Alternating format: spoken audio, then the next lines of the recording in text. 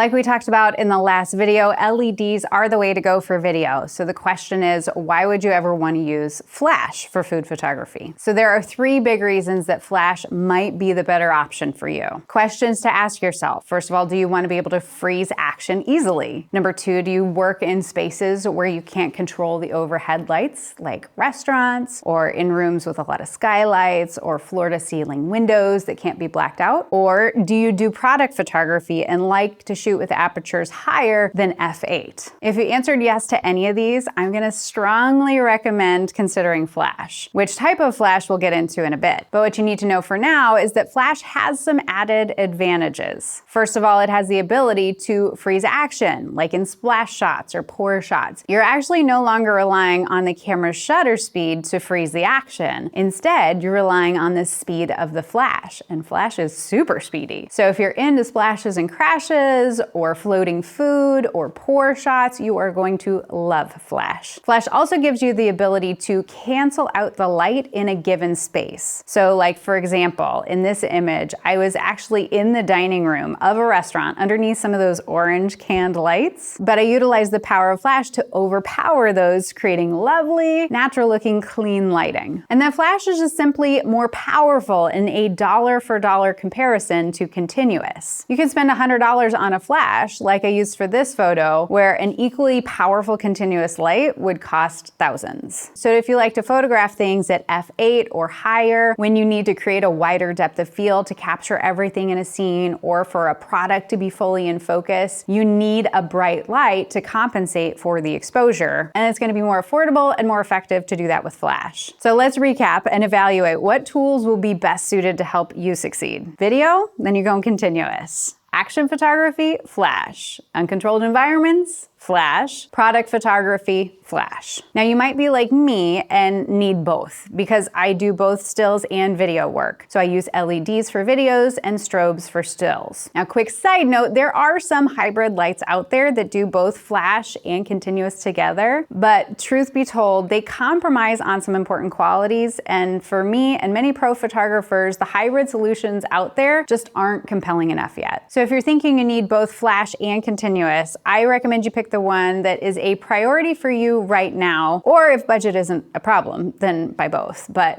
whichever is earning you more money or the greater area of focus for your work, that's the direction to go. You can always add more later. And yes, stay tuned for all the details. I promise we will get there. We have a few more details to walk through first, a little bit more education to go through, including deciding between strobes and speed lights, and then considerations for important accessories for all 3 types of lights.